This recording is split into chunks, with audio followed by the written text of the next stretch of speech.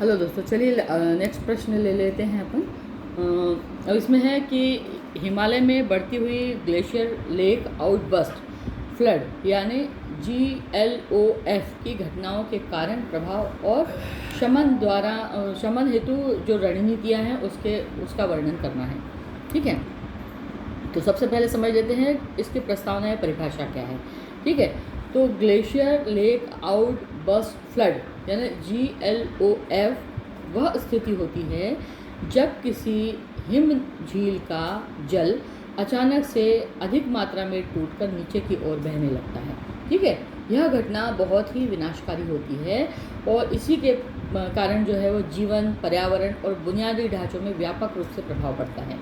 हिमालय क्षेत्र में, विशेषकर भारत के उत्तराखंड में या सिक्किम या हिमाचल प्रदेश और लद्दाख जैसे क्षेत्रों में GLOF की घटनाएं पिछले कुछ दशकों में लगातार बढ़ रही हैं। ठीक है, अब इसके प्रमुख कारण क्या हैं? तो GLOF की प्रमुख घटनाओं के कारण है जलवायु परिवर्तन। वैश्विक तापमान में वृद्धि के कारण हिमनद यानी ग्लेशियर तीव्र गति से पिघल रहे हैं, जिससे हिम झीलें जो हैं वो तेज़ी से आकार ले रही हैं और उनका आकार सामान्य रूप से बड़ा होते जा रहा है।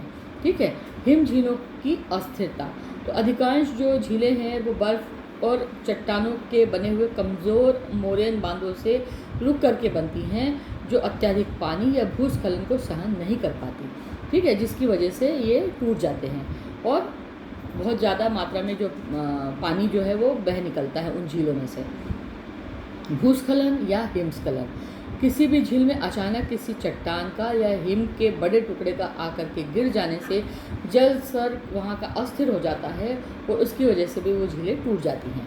ठीक है, भूकंप और टेक्टोनिक गतिविधियाँ, हिमालय जो है एक युवा और सक्रिय पर्वतीय क्षेत्र है जहाँ पर अक्सर भूकंप आते हैं जो कि झीलों की दीवारों को कमज़ोर कर सकते हैं और उसकी वजह से भी ये झीलें जो हैं वो टूटने का कारण हो सकती हैं।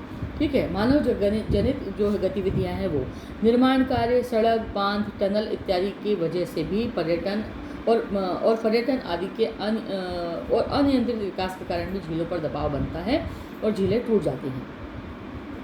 अब GLOF के प्रभाव है ना, तो GLOF के प्रभाव क्या हैं? तो जीवन और संपत्ति की हानि होती है।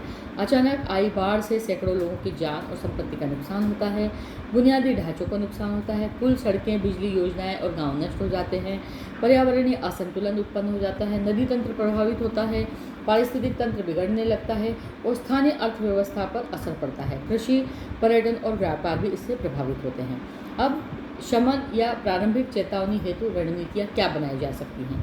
तो हिम झीलों की निगरानी की जाए, मॉनिटरिंग की जाए, इसकी रिमोट सोर्सिंग या उपग्रहों के चित्रों और ड्रोन की तकनीक से संवेदनशील झीलों पर निरंतर निगरानी रखी जाए। झीलों का सुदृढ़ीकरण किया जाए, मोरेन बांधों को तकनीकी सहायता से और मजबूत किया जाए, है ना।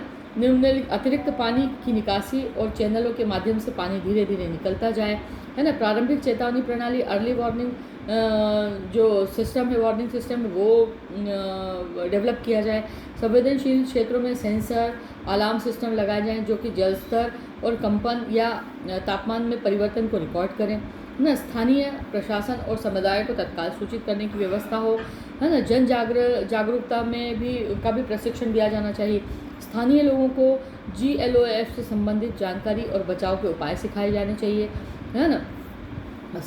स्थायी और विकास की नीति अपनाई जानी चाहिए। हिमालयन क्षेत्रों में पर्यावरण प्रभाव आकलन के बिना निर्माण कार्यों को अनुमति न दी जानी चाहिए, है ना।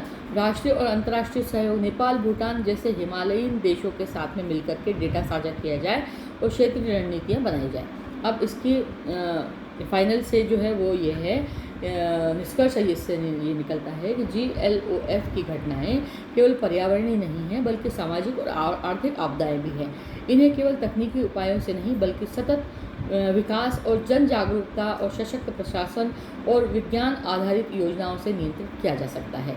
यदि समय रहते उचित कदम उठाए जाएंगे तो हिमालय की सुंदरता और सुरक्षा दोनों को बरकरार रखा जा सकता है ना। ग्लेशियर बचाओ, जीवन बचाओ, यही आज की सबसे बड़ी आवश्यकता है। तो आपको समझ में आ गया होगा कि ग्लेशियर किन वजहों से जो है वो उनके बांध टूट जाते हैं या मोरेन बांध क्यों टूट जाते हैं, या GLOF क्यों हमारे लिए घातक बन जाता है कई बार। तो उत्तर आपका ये आपको समझ में आ गया होगा। और अगर आपको ये मेरा सेशन अच्छा लगा है तो आप इसे लाइक कीजिए, सब्सक्राइब कीजिए और शेयर कीजिए। Thank you.